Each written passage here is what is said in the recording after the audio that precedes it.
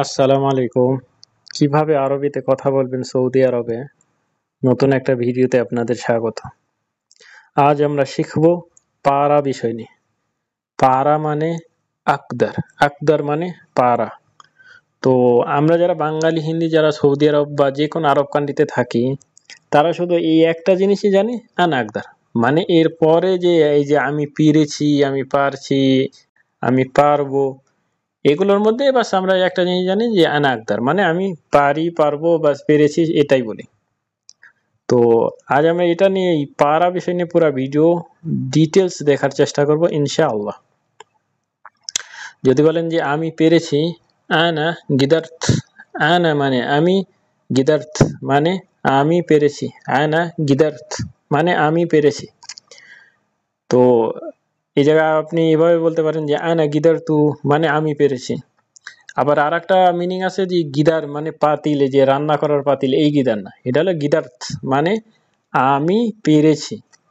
তারপর যদি আপনি এটা বলেন যে আমি পারছি বা আমি পারি, আনা আকদার, আনা মানে আমি, আকদার মানে আমি পারি, আনা আকদার মানে আমি পারি। তারপর যদি আপনি এটা বলেন যে আমি পারবো, আনা বাগদার, আনা মানে আমি, বাগদার মানে আমি পারবো, আনা বাগদার মানে আমি পারবো।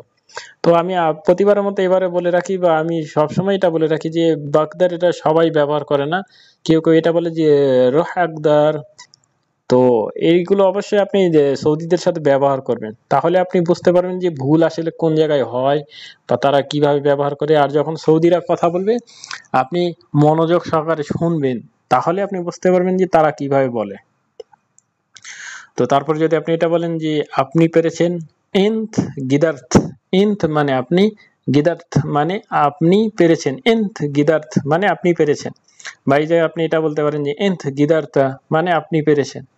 কিন্তু সৌদি আরবে যারা বাঙালি হিন্দি থাকে, তারা এটা এটা জানে না যে ইনথ বলে সৌদিরা, তারা বলে আন্তা, আন্তা। তো আন্তা বলবেন না, এই ভিডিওর পর থেকে আপনি বলবেন ইনথ গিদার্থ মানে আপনি পেরেছেন। যদি বলেন যে আপনি কিভাবে পেরেছেন, তাহলে আপনি কিভাবে বলবেন, কেফে ইনথ কেফ গিদার্থ। বা আপনি ইনথ বলা লাগবে না, কেফ গিদার্থ মানে আপনি কিভাবে পেরেছেন, তাহলে সে বুঝে যাবে যে আপনি কি বলতে চাইতেছেন।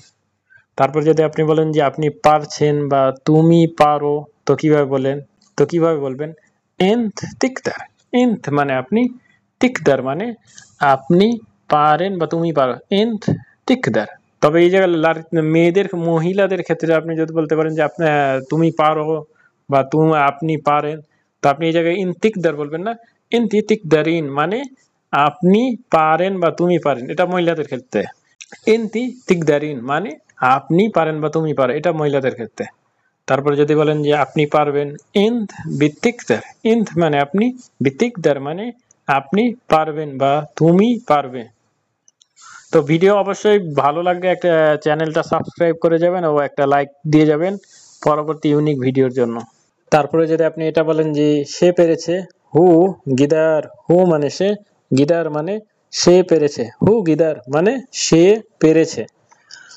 তারপর যদি আপনি এটা বলেন যে সে পারছে বা সে পারে, তো কিভাবে বলবেন, হু ইয়কদার, হু মানে সে, ইয়কদার মানে সে পারে বা পারছে, হু ইয়কদার।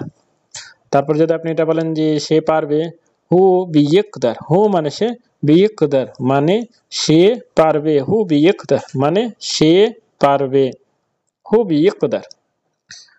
বা আপনি এবার এটা এভাবে বলতে পারেন যে আপনি বিয়েকদার না বলে আপনি এটা বলতে পারেন যে হু রাহিকদার মানে সে পারবে। এটাও এই দোনোটাই আপনি যে কোনো একটা বলবেন, দেখবেন সৌদিরা একদম অবাক হয়ে যাবে যে আপনি এগুলো কিভাবে বলেন।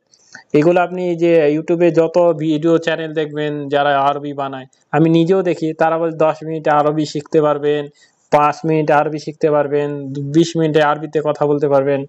আসলে আরবি কথা বলতে হলে আপনার সবার আগে প্র্যাকটিস করতে হবে, আর সবার আগে জানতে হবে যে আসলে এগুলো কিভাবে ব্যবহার করে। তো যখনই দেখবেন যে যদি কোনো থাম্বনেইলে দেখেন যে 5 মিনিটে কথা বলতে পারবেন, তার মানে বুঝতে হবে যে সে আসলে এই আরবিক বিষয়ে তার কোনো ধারণা নেই। সে বাস এই যে সাওয়া সাওয়া, আন্তা, আনা, হু, কুল্লু, নফর, কাল্লাম, এগুলো এইভাবে আরবি শেখাবো আপনাদের। তো অবশ্যই আপনি যে জায়গায় শিখেন একটু দেখে শুনে তারপরে শেখার চেষ্টা করবেন। তো তারপর যদি আপনি এটা বলেন যে আমরা পেরেছি, এহনা গিদারনা, এহনা মানে আমরা, গিদারনা মানে আমরা পেরেছি, এহনা গিদারনা মানে আমরা পেরেছি। তারপর যদি আপনি এটা বলেন যে আমরা পারছি, এহনা নিকদার, এহনা মানে আমরা, নিকদার মানে আমরা পারছি, এহনা নিকদার। তবে আমি আপনাদের আরেকটা কথা বলে রাখি যে এহনা যেটা, এহনার জায়গায় আপনি যদি নাহনু বলেন, নাহনু এটাও অনেক অনেক সৌদি ব্যবহার করে। নাহনু নাহনু বলতে পারেন। কখনো কখনো যান টিভির মধ্যে যে অ্যাড দেয় না, এটার মধ্যে আপনার এহনা নাহনু বলে না, তারা এন্না বলে। এন্না মানে আমরা।